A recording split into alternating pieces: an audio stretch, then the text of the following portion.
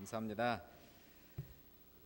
오늘 시간에 한번 같이 말씀을 좀 같이 읽도록 하죠. 사무엘상 17장 41절로 마지막 절 54절까지인데요.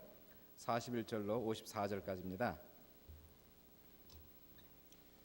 사무엘상 17장 41절로 54절 말씀을 같이 봅니다.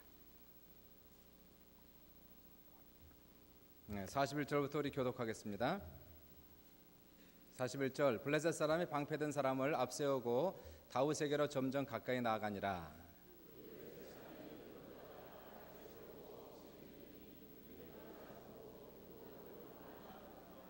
블레셋 사람이 다윗에게 이르되 내가 나를 개로 여기고 막대기를 가지고 내게 나왔느냐 하고 그의 신들의 이름으로 다윗을 저주하고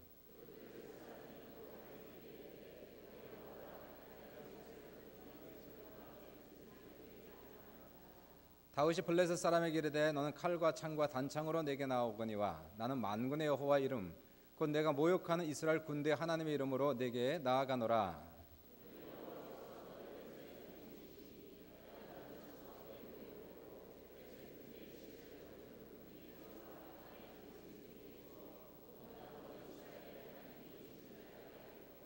또 여호와의 구원하심이 칼과 창에 있지 아니함을 이 무리에게 알게 하리라. 전쟁은 여호와께 속한 것인즉 그가 너희를 우리 손에 넘기시리라.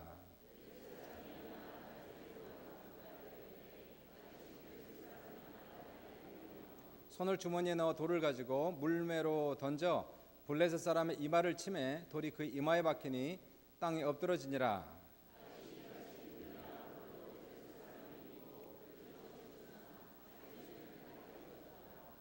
다윗이 달려가서 블레셋 사람을 밟고 그의 칼을 그 칼집에서 빼내어 그 칼로 그를 죽이고 그의 머리를 베니 블레셋 사람들이 자기 용사의 죽음을 보고 도망하는지라.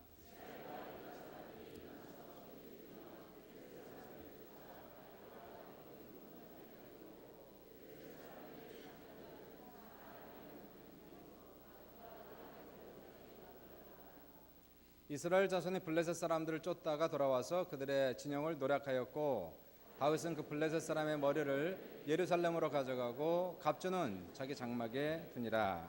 아멘. 우리 지난주에 소년 다윗에 대해서 잠시 알아봤는데요. 어린 소년 다윗이 성령의 감동을 받기 시작한 후부터 그게 놀라운 기적이 일어났다 이렇게 말씀드렸습니다. 오늘은 특별히 그 다윗이 골리앗과 싸우는 그 장면을 통해서 함께 은혜 받는 시간을 갖도록 합니다. 다윗과 골리앗 사진을 하나 갖고 왔는데 한번 PPT 파워포인트로 올려주시면 감사하겠습니다. 네, 다윗과 골리앗이 떴습니다. 저러한 모습이 다윗과 골리앗 정도 차이다 이렇게 생각하시면 되겠어요. 다윗과 골리앗 싸움입니다. 다윗이 성령의 감동을 받고 나서 놀라운 일이 생기죠. 먼저 그의 찬양의 기름 부음이 생기면서 찬양을 하면 듣는 사람들의 마음속에 평강과 기쁨이 찾아오고 성령이 임하시고 병이 낫고 기적이 나타나는 그러한 찬양의 은사를 이분이 받게 되고요. 그리고 나서 이제 얼마 있지 않아서 오늘 본문의 사건이 이렇게 일어났는데 배경을 좀 설명드리면은 블레셋 군대가 이스라엘에게 쳐들어와서 이제 블레셋 군대와 이스라엘 군대가 엘라 골짜기로 가는 사이를 두고 진을 서로 치고 있습니다. 이 블레셋 병사들 중에서 장대한 거인인데요. 그 키가 보니까 6규빗하고 한 뼘이더라 이렇게 나와 있어요. 한 규빗은 이 팔꿈치에서 중지 끝까지입니다. 그래서 제 거를 재보니까 45cm가 나와요. 45하고 6규빗이니까 그리고 한 뼘이니까 약 290cm, 2m 90이 되는 엄청난 그러한 장신이 되겠습니다. 이 사람이 입고 있었던 청동 갑옷의 무게가 57kg고요. 창의 무게는 7kg나 되는 엄청난 장수가 됩니다. 이 사람의 이름은 골리앗. 보기만 해도 지레 겁을 먹게 하는 괴물 장수입니다. 이 산골짜기가 쩌렁쩌렁 울리는 우렁찬 목소리로 이스라엘 모욕하면서 싸움을 걸어오고 있습니다.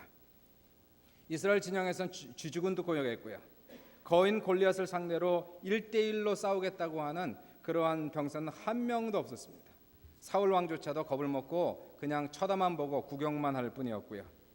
의기양양해진 블레셋 군대는 40일 동안이나 골리앗을 내세워서 이스라엘 군대를 자극하고 모욕하는 소리를 질러댑니다. 자, 그러던 차에 다윗이 우연히 이 정쟁터에 나타나는 거예요. 자기 형들을 문안하고 도시락을 전달하기 위해서 이스라엘 진영을 찾게 되죠.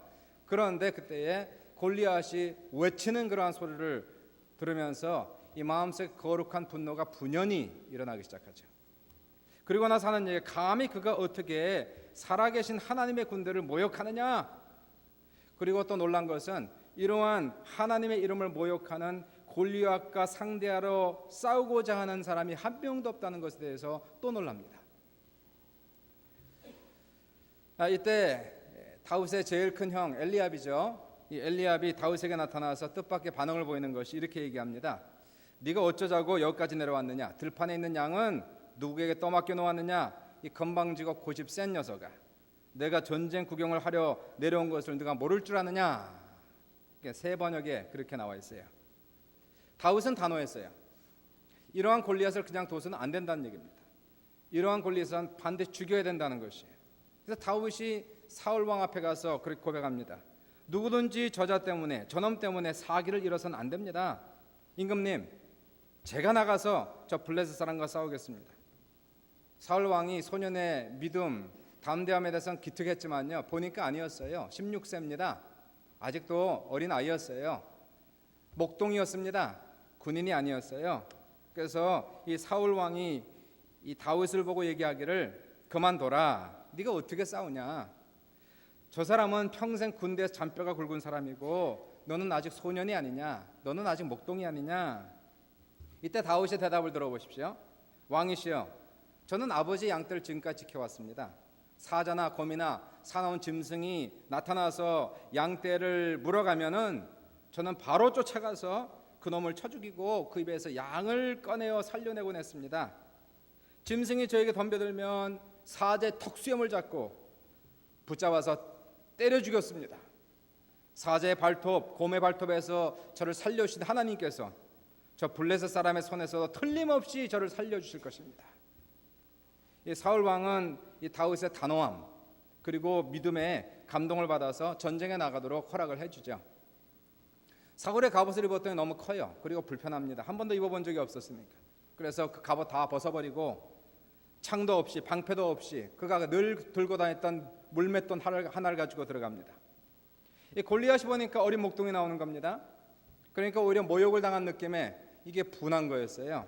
그리고 나서 욕을 하고 저주를 하죠. 네가 막대기를 들고 나에게 나오냐? 네가 나를 개 취급하냐? 너 일로 와.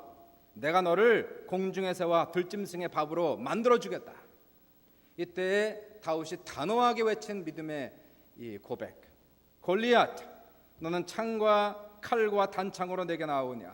나는 만군의 여호와 이름 곧 내가 모욕하는 이스라엘 군대 하나님의 이름으로 내게 나아가노라.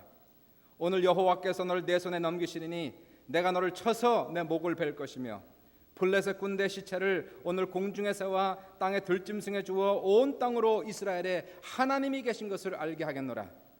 또 여호와의 구원하심이 칼과 창에 있지 아니함을 이 무리에게 알게 하리라. 전쟁은 여호와께 속한 것인즉 그가 너희를 우리 손에 넘기시리라.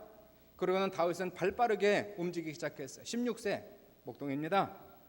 발빠르게 움직이면서 자기의 손을 주머니에 넣어서 자기 가지고 온 큰 돌 하나를 물매에 넣고 힘차게 돌려가지고 던졌더니 기가 막히게도 그 물맷돌이 그의 정수리에 명정을 합니다. 그리고는 힘없이 그 거구 3m가 되는 그 거구 골리앗이 그 자리에서 엎어져서 죽는 사건이에요. 골리앗, 다른 사람에게는 너무 커서 상대할 수 없는 대상이었는데요, 다윗에게는 골리앗이 너무 커서 물맷돌이 빗나갈 수 없는 상대로 보였습니다. 관점의 차이였어요. 다윗이 달려가서 골리앗의 칼을 칼집에서 꺼내어서 그의 목을 잘라버립니다.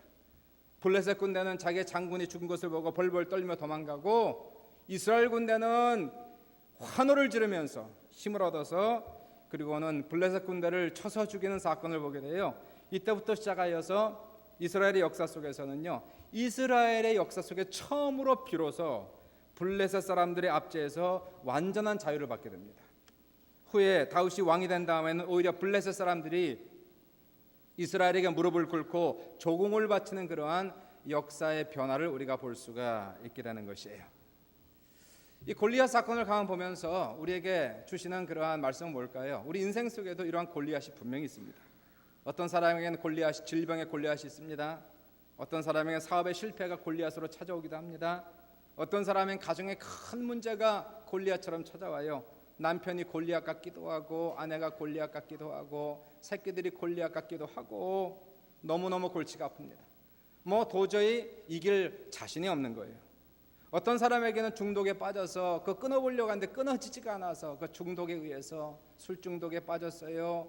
도박 중독에 빠졌어요. 마약 중독에 빠졌어요. 끊을 길이 없는 거예요. 이것이 바로 자기의 골리앗으로 찾아오기도 하고요. 어떤 사람에게는 마음의 상처가 너무 커서 잊어버리려고 해도 그 지나온 과거의 상처가 항상 가득 차서 자기를 짓누르는 골리앗으로 찾아오기도 하고요. 노인들에게는 외로움이 골리앗으로 찾아오기도 하고, 하여튼 어떤 사람이든 다 자기의 골리앗 같은 그러한 문제들이, 그러한 위기들이 다 찾아온다는 것입니다.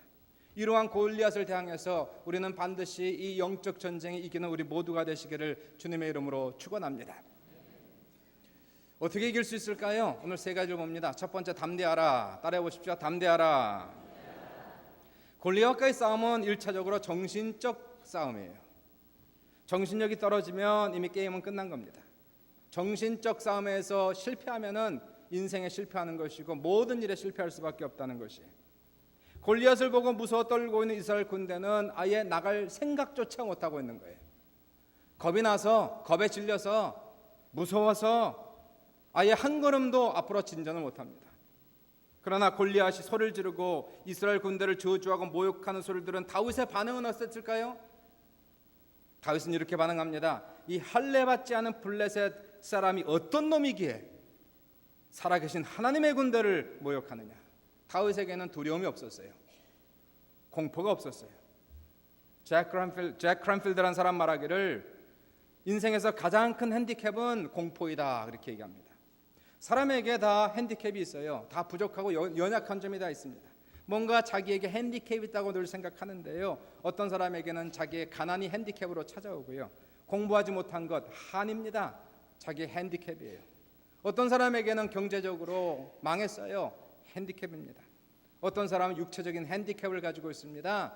그러나 핸디캡 중에 가장 큰 핸디캡은 무엇일까요? 정신적인 핸디캡이라는 것이에요. 정신이 건강해야 사람이 건강한데요, 정신이 병들었으니까 인생이 병드는 겁니다.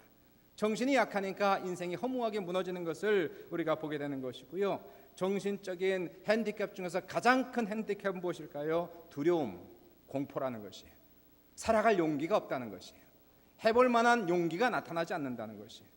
용기가 없으니까, 무서우니까 아무것도 하지 않습니다. 실패할까 봐 두렵다는 것이에요. 아무것도 하지 않으니까 아무 일도 되지 않는 것이에요. 실패도 하지 않고 성공도 하지 못하는 그러한 적당주의로 넘어가는 모든 것들은 사람들의 마음속에 있는 두려움 때문에 나타나고 있는 것을 우리가 볼 수가 있게 돼요. 마귀가 예수 믿는 사람들에 가져오는 가장 큰 핸디캡은 공포와 두려움이라는 거예요. 용기를 뺏어간다는 겁니다. 좌절과 절망을 자꾸만 가져온다는 것이, 아무것도 시도하지 못하도록 만든다는 것이, 실패할까 봐 무서워서 두려워서 떨게 만드는 것, 이것은 전부 다 공포증에 지금 들어가는 것을 우리가 보게 됩니다. 모세가 죽었어요. 여호수아 군대 장관이 되었지요. 하나님께서 여호수아에게 나타나서 하셨던 말씀이 있습니다. 전쟁에 들어가기 전에 먼저 정식적 전쟁이 중요한 거예요. 마음적 전쟁을 준비를 해야 된다는 겁니다. 하나님이 여호수아에게 여호수아 1장 6절 보시니까 이렇게 말씀을 합니다. 강하고 담대하라. 따라해 보십시오. 강하고 담대하라. 너는 내가 그들의 조상에게 맹세하여 그들에게 주리라 한 땅을 이 백성에게 차지하게 하리라. 7절 보니까 또 나옵니다. 오직 강하고 극히 담대하여 나의 종 모세가 내게 명령한 그 율법을 다 지켜 행하고 우로나 좌로나 치우치지 말라. 그리하면 어디로 가든지 형통하리라. 9절 보니까 또 얘기하십니다. 내가 내게 명령한 것이 아니냐. 강하고 담대하라. 두려워하지 말며 놀라지 말라. 내가 어디로 가든지 내 하나님 여호와가 너와 함께 하느니라 하시니라. 3번을 얘기하시지 않습니까? 여호수아에게. 진짜 전쟁에 들어가기 전에 먼저 마음속에는 두려움을 제거해야 된다는 거예요. 염려 걱정을 내려놔야 된다는 것이에요. 마음속에 담대하고 마음속에 용기 100배 해야 우리가 인생의 전쟁에서 이긴다는 것입니다. 하나님께서 말씀하는 것은 두려워하지 말라, 강하라, 담대하라 말씀하는 것이에요. 마음에 두려움이 엄습하면 전쟁에 나가봐야 백전백패입니다. 나가지 말아야 되는 거예요. 하나님은 그래서 우리에게 먼저 인생의 전쟁, 골리앗과의 전쟁에 싸울 때에 정신적 싸움에서 이기게 한다는 것입니다. 우리의 정신력을 무장해야 된다는 사실이에요. 성경에는 두려워하지 말라는 말이 366번이 나온대요. 뭐 제가 세보진 않았으니까 모르겠지만은 세본 사람이 그래요. 366번이 나온답니다. 윤달까지 끼워서 366번, 그것은 매일같이 하나님께서 우리에게 하시는 말씀은 두려워하지 말라. 골리앗을 인하여 두려워하지 말라. 인생의 문제를 인하여 두려워하지 말라. 두려워하지 않는 여러분 되시기를 주님의 이름으로 축원합니다. 따라해 보세요. 담대하자. 두려워하지 말자. 강하자. 할 수 있다. 하면 된다. 해보자. 에드먼드 힐러리라고 하는 젊은 청년, 영국 청년이 있었습니다. 이분은 세계에서 가장 높은 산 에베레스트 산을 등정하려고 했다가 그만 실패하고 말았어요. 실패하고 나서 이 사람이 에베레스트 산을 쳐다보면서 이렇게 외칩니다. 에베레스트 산이여, 너는 잘하지 못한다. 그러나 나는 잘할 것이다. 나 힘도 잘하고 능력도 잘할 것이다. 또 내가 구비한 장비도 더 나아질 것이다. 그래서 나는 반드시 다시 돌아올 것이다. 기다려라. 나는 다시 산에 오를 것이다. 이 말을 하고 에드먼드 힐러리는 10년 후인 1953년 5월 29일 에베레스트 산 재등정에 도전하여서 그 산을 마침내 정복하고야 맙니다. 도전 정신, 용기, 이런 것이 우리 인생 속에서는 성공하는 데 있어서 필수적이라는 것을 우리가 알아야 되는 것이에요. 마음속에 용기가 자라갈 수 있도록 하나님을 믿고 의지하고 기도하는 우리 모두가 되시기를 주님의 이름으로 축원합니다. 우리가 주님 앞에 나아가면 주님께서 먼저 우리의 마음을 다스리시는 것이에요. 우리가 연약하고 겁나고 두렵고 떨리고 병들고 죽어가는 우리의 영혼 속에 하나님의 살아계신 성령님을 우리의 심령 속에 주시옵지사 죽은 영혼이 살아나게 하시고 병든 영혼이 고침받게 하시고 연약한 영혼이 강건하게 하여 주셔서 세상을 힘차게 달려갈 수 있는 우리 모든 성도들 다 되시기를 주님의 이름으로 축원합니다. 두 번째는 훈련하고 무장하라. 따라해 보십시오. 훈련하고 무장하라. 골리앗을 이길 수 있었던 두 번째 이유는 다윗이 담대한 것도 있었지만요, 훈련하고 무장했다는 거예요. 다윗이 골리앗을 향해 마음이 담대할 수 있었습니다. 자신이 있을 수 있었습니다. 그 이유는 무엇이었을까요? 그것은 정신적으로만 무장된 것이 아니라 이미 용사로서도 무장이 돼 있었다는 것이에요. 다윗이 사울에게 얘기하죠. 사울이 보니까 목동이었어요. 16세였어요. 갑옷도 없었어요. 군대 경험 한 번도 없었습니다. 너는 안 된다. 무시했습니다. 그랬더니 다윗이 사울에게 이렇게 항변하고 얘기하고 있어요. 왕이시여, 저는 아버지 양을 지킬 때에 사자나 곰이 와서 양떼에서 새끼를 물어가면 내가 따라가서 그것을 쳐 죽이고 그 입에서 새끼를 건져내고 그놈이 일어나 나를 치료하면 내가 그 수염을 잡고 그것을 쳐 죽였나이다. 이렇게 얘기해요. 나이는 어렸습니다. 그러나 다윗에게는 놀라운 기술이 하나 있었어요. 그것은 물맷돌이 기술이었어요. 던지면은 백발백중이었습니다. 사자나 곰이 달려들면은 수염을 잡고 쳐 죽였고 몽둥이를 휘두르며 사자와 곰의 입속에서 어린 양을 빼내왔고 물맷돌을 던져 맹수에게 명중시켜서 그놈들을 쫓아냈어요. 준비하지 않은 담대함은 무모입니다. 담대하되 준비를 해야 되는 거예요. 훈련하고 기술을 연마하고 발전한 후에 우리가 세상에 나아가서 우리가 담대하게 외칠 수가 있다는 사실입니다. 우리는 평상시에 지금 현재 우리에게 골리앗이 없나요? 인생의 골리앗은 다 찾아오게 되어 있는 것이에요. 재정의 문제가 생기고 건강의 문제가 생기기도 하고 관계의 문제가 생기기도 하고 어느 날 어느 시에 갑자기 찾아올 때에 준비되지 않으면 혼비백산하는 거예요. 우왕좌왕하는 거예요. 그러나 우리가 평상시에 준비합니다. 평상시에 훈련합니다. 평상시에 우리의 정신력을 무장합니다. 매일 기도하고 매일 예배드리고 매일 말씀대로 순종하는 삶을 살아가면서 훈련하며 나아갈 때에 어느 순간 어느 시에 갑자기 문제가 닥쳐온다 할지라도 우리는 담대할 수가 있다는 사실이에요. 마음이 흔들리지가 않는다는 사실입니다. 왜 성경은 우리에게 늘 기도하라, 항상 깨어있으라 말씀하고 있을까요? 말씀과 기도로 무장하라고 말씀하고 있을까요? 그것은 어느 날 어느 시에 갑자기 사단이 우리에게 찾아와서 우리를 공격하는 그날이 있을 수도 있기 때문에 사랑하는 여러분, 항상 훈련되고 무장된 여러분 되시기를 주님의 이름으로 축원합니다. 어떻게 훈련할 수 있을까요? 뭘 훈련하라는 것입니까? 훈련은 어려운 것이 아니에요. 여러분의 생활을 잘 하라는 거예요. 지금 내가 살아가는 나의 현재 상황 속에서 최선을 다하며 살아가는 것이 훈련입니다. 이 어려운 순간을 잘 이겨내면서 극복하면서 기도하면서 그리고 내가 하고 있는 일들을 잘 하는 것, 그것이 하나님께서 우리 모두를 향하여 원하시고 있는 일들이에요. 그것이 바로 훈련이라는 것입니다. 다윗은요, 양을 치면서 골리앗을 가지고 물맷돌로 쳐 죽이는 것, 다윗이 용사가 되려고 했던 그러한 생각은 없었어요. 그러한 꿈을 가진 것이 아닙니다. 다윗은 단지 무슨 일을 했냐면은 양치는 소년이었어요. 근데 양을 치다 보니까 자꾸만 사나운 맹수들이 온다는 것입니다. 그러니까 다윗이 생각해, 내가 어떻게 양을 잘 칠 수 있을까? 어떻게 하면 훌륭한 목동이 될 수 있을까? 이왕 목동이 되려면 탁월한 목동이 되자. 이왕 목동이 되려면 최고의 목동이 되자. 그래서 이분은 목동으로서 최선을 다한 거였어요. 사나운 짐승으로부터 어떻게 지킬 수가 있을까? 재산이니까 양들은요. 이분이 배운 것은 그래서 물맷돌을 배운 겁니다. 이거 배우면 되겠다. 물맷돌을 가지고 하루에 수시간씩 연습을 해서 나중에는 최고의 물맷돌 던지는 선수가 된 겁니다.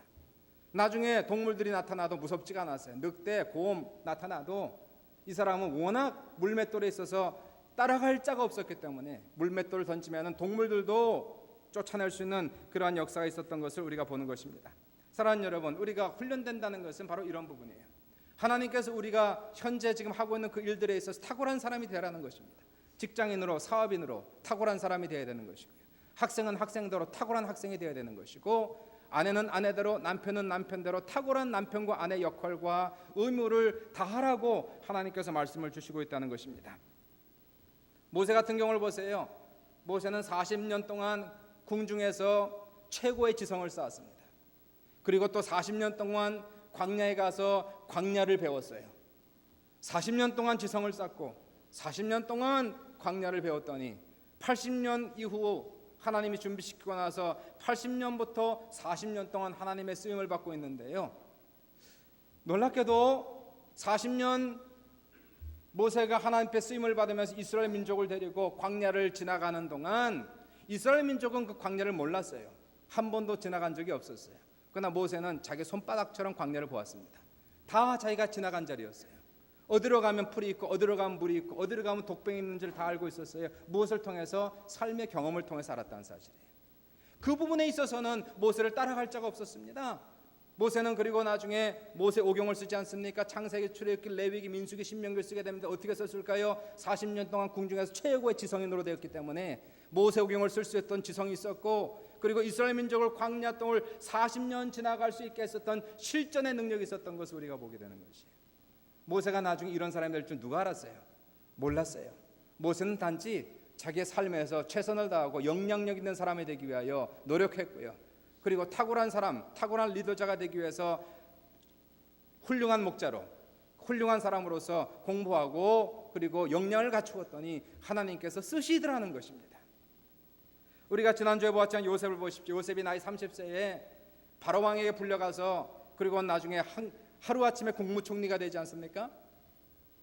이분이 국무총리가 된 것이 금방 된 것이 아니었어요. 17세에 자기 형들로부터 팔려가서 처음에는 보디발 집에 가서 뭘 배웠습니까? 재물을 배웠어요.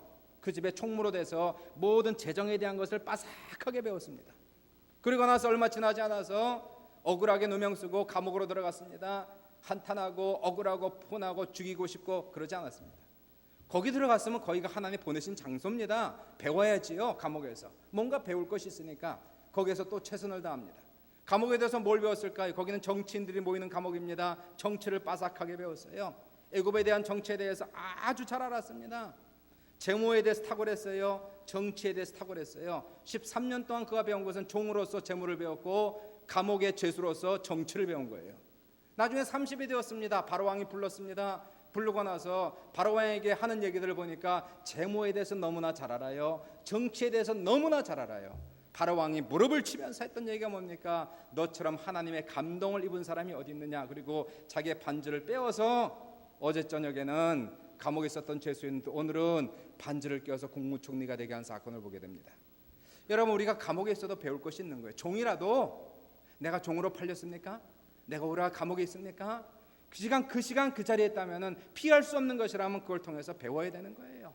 최선을 다해서 우리는 내가 하고 있는 그 일들에 있어서 최고의 리더가 되고, 그리고 최고의 사람이 되고 탁월한 리더가 되기 위해서, 학생은 학생의 본분을 다하는 거예요. 최고의 학생이 되기 위해서 죽기 아니면 살기식으로 공부하는 거예요. 사업하는 사람은 사업에 성공하기 위해서 죽기 아니면 살기식으로 사업하는 거예요. 직장인은 직장인으로서 최고의 직장이 되기 위해서 최선을 다하는 것이고, 남편, 최고의 남편, 최고의 아내, 최고의 부모, 최고의 자녀가 되기 위해서 탁월한 사람이 되고 나면 하나님께서 언제 어디서 우리를 불러서 쓸 때에 그 사람이 탁월하게 쓰임받는 귀한 사람이 되는 것을 믿으시길 주님의 이름으로 축원합니다. 교회 생활을 잘하는 사람이 나중에 목사를 하는 것이지요. 교회 생활도 제대로 하지 못한 사람을 신학교 보낸다고 목사가 되겠습니까? 우선은 여기서 잘해야 된다는 거예요. 지금 이 자리에서 최선을 다하고 이 자리에서 잘해야 미래가 밝아진다는 것입니다. 오늘 다윗을 보니까요, 이 사람은 목동으로서 최고의 목동이 되었어요. 최고의 목동, 탁월한 목동, 다윗을 따라갈 만한 그런 목동이 없었어요. 그랬더니 하나님께서 그 사람에게 성령의 감동이 있게 하시고, 나중에 그가 뜻하지 않게 골리앗을 만나게 하시고 골리앗을 쳐서 죽이는 바로 이러한 위기가 기회가 되게 하시는 이 사건은요, 아무에게나 나타난 것이 아니고 바로 어려운 환경 속에서 최선을 다하며 기도하고 훈련하고 무장한 사람들에게 바로 위기가 기회가 된다는 사실을 우리가 보면서, 사랑하는 여러분, 지금 있는 현재 상태를 원망하지 마세요. 불평하지 마세요. 힘들어하지 마세요.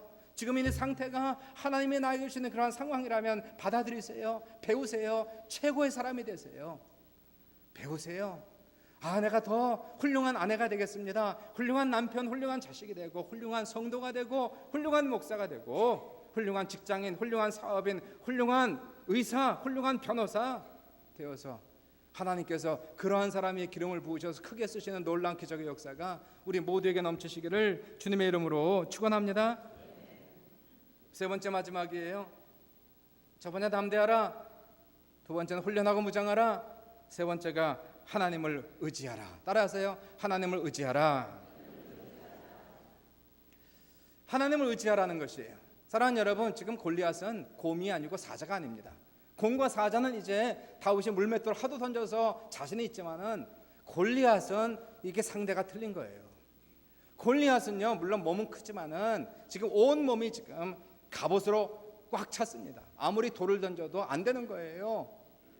맞을 수 있는 부분은 얼굴 요거밖에 없는 거예요. 요만큼. 그러니까 상대가 지금 안 되는 겁니다. 지금까지는 자기의 경험이 통했지만 골리앗은 경험이 통하지 않습니다. 경험을 초월하는 어떤 하나님의 능력이 지금 필요한 거예요. 하나님의 역사가 지금 필요한 겁니다. 이 사람에게는 지금 자신의 경험 위에, 자신이 훈련하고 자기가 개발하고 무장한 그 위에 무엇이 필요할까요? 하나님의 특별한 은혜와 특별한 능력이 지금 필요하고 있다는 사실이에요. 다윗이 지금 골리앗에 나갔을 때에 뭐라고 얘기합니까? 야, 내가 옛날에 곰도 죽였고 사다 죽였다. 내가 곰처럼 사자처럼 너를 죽을 것이다. 그렇게 얘기하지 않습니다. 어떻게 얘기하고 있나요? 오늘 본문을 보니까 이렇게 나와요. 너는 골리앗, 칼과 창과 단창으로 내게 나오거니와 나는 만군의 여호와의 이름 곧 내가 모욕하는 이스라엘 군대의 하나님의 이름으로 내게 나아가노라. 오늘 내가 너를 쳐서 내 목을 베고 온 땅으로 이스라엘의 하나님이 계신 줄 알게 하겠고, 또 여호와의 구원하심이 칼과 창에 있지 아니함을 이 무리에게 알게 하리라. 전장은 여호와께 속한 것인즉 그가 너희를 우리 손에 넘기시리라. 이게 신앙의 고백이거든요.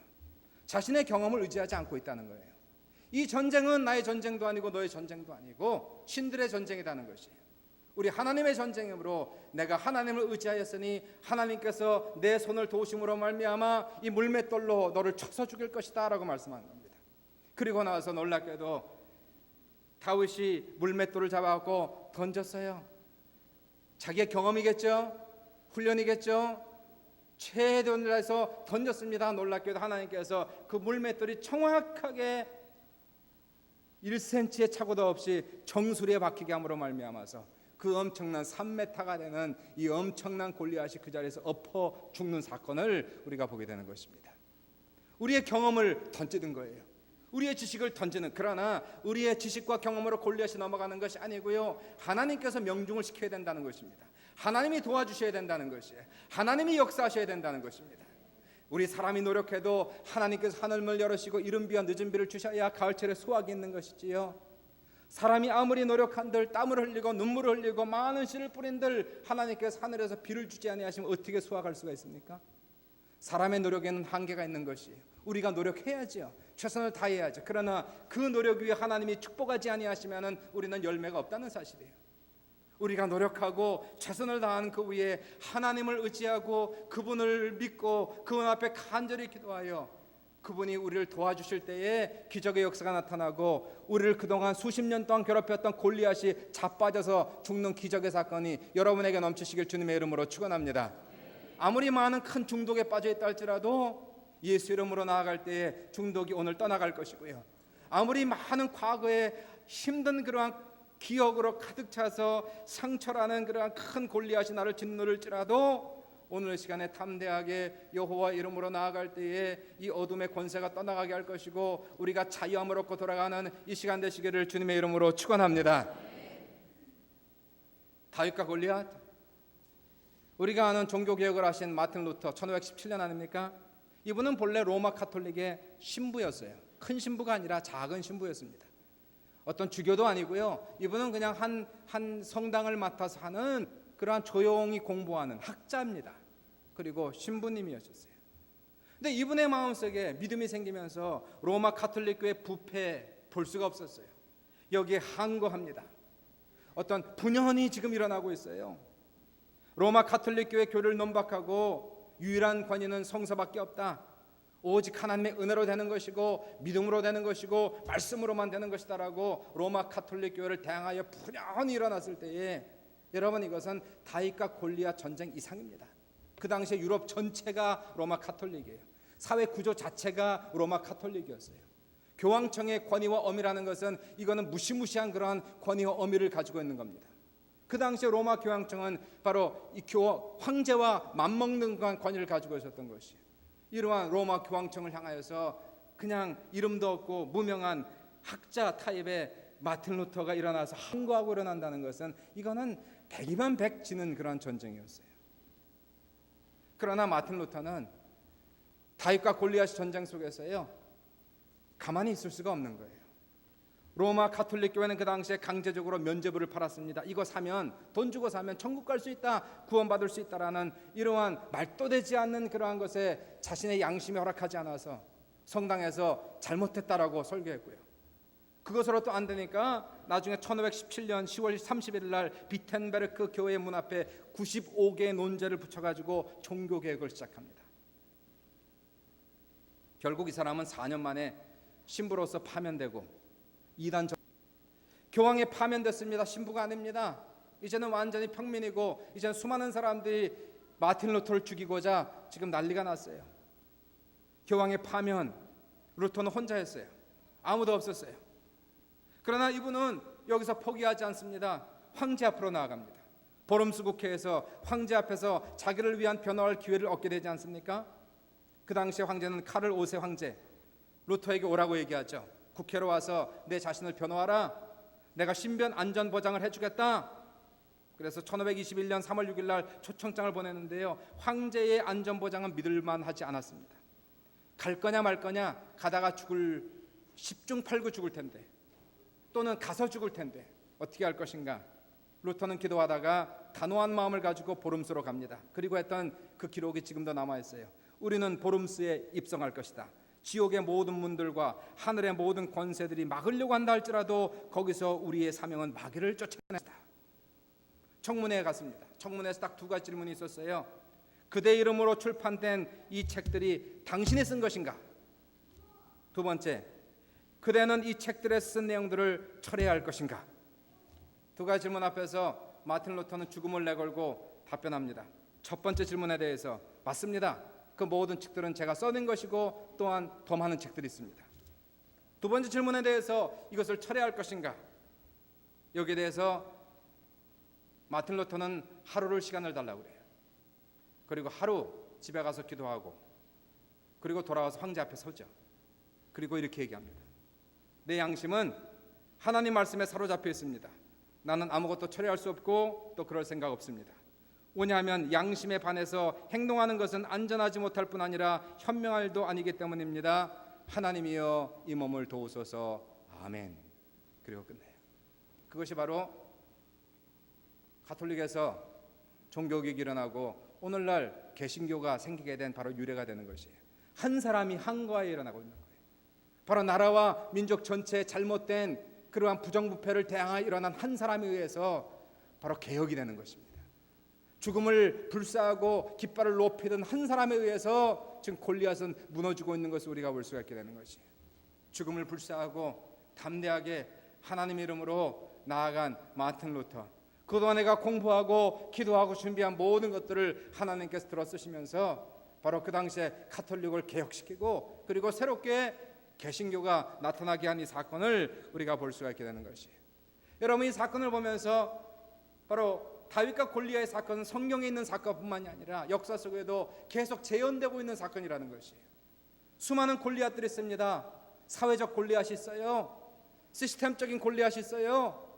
어떠한 레이시즘이라고 하는 인종차별이라는 그러한 골리앗이 우리에게 찾아옵니다. 우리 인생 속에서 끊임없이 당하는 이런 어려움들, 중독이나 상처나 질병이나 이러한 모든 문제 앞에서 우리가 이러한 것을 이길 수 있는 그러한 사람이 되기 위해서 오늘 우리는 다윗을 보아야 되는 것이에요. 첫 번째 전쟁은 뭡니까? 정신적 전쟁이에요. 담대한 여러분 되시길 주님의 이름으로 축원합니다. 두려워하지 마세요. 하나님께서 우리 아버지 되십니다. 예수님이 우리의 주님 되시고 우리는 하나님의 자녀가 되어 나아갈 때 비록 나는 골리앗을 향한 작은 다윗이지만 하나님의 나와 함께한다는 것을 믿으시고 담대히 걸어가는 여러분 되시길 주님의 이름으로 축원드리고요. 훈련하세요. 지금 괜찮다면 오히려 지금이 가장 훈련하기 좋은 시간이고 무장하기 좋은 시간인 것이. 언제 우리에게 큰 골리앗이 다가올지 모르는데 지금 준비하지 않으면 그때 당하는 거예요. 그때 아무리 내가 힘쓰고 용을 쓰고 담대하려고 노력해도 내놓을 것이 아무것도 없는 거예요. 훈련된 게 아무것도 없는 거예요. 가진 것이 아무것도 없는 거예요. 지식도 없고 경험도 아무것도 없는 거예요. 뭘 가지고 싸웁니까? 무기가 있어야 싸우지. 물맷돌이라도 있어야 될 거 아니에요. 물맷돌을 연습하듯이 학생은 공부를 해야 되는 것이고 사업가는 사업을 해야 되는 것이고 목회자는 목회를 하는 것이고 무슨 일을 하든지 그 분야에 있어서만큼은 바로 우리가 탁월한 사람 되신 여러분 되시기를 주님의 이름으로 축원합니다. 그럴 때 언젠가 그 위에 성령의 기름을 부으시면은 나는 세상에서 돈 벌기 위해서 일을 했는데 하나님이 변화시키셔서 하나님의 나라와 영광을 위해서 이 엄청난 나의 경험을 사용하는 이 놀라운 체험이 생겨난다는 사실이에요. 세상은 지금 목회자만 구하는 것이 아니에요. 사업가가 제3세계에서 필요합니다. 의사가 필요합니다. 변호사가 필요합니다. 수많은 사람들이 지금 3세계 소리를 부르고 있어요. 목사만 가는 게 아니에요. 전문가들이 가야 되는 거예요. 음악가들이 가야 되는 거예요. 교육가들이 가야 되는 거예요. 그들이 부르고 있는 것은 바로 오늘 우리를 부르고 있는데 우리는 바로 그날을 위해서 준비해야 되는 거예요.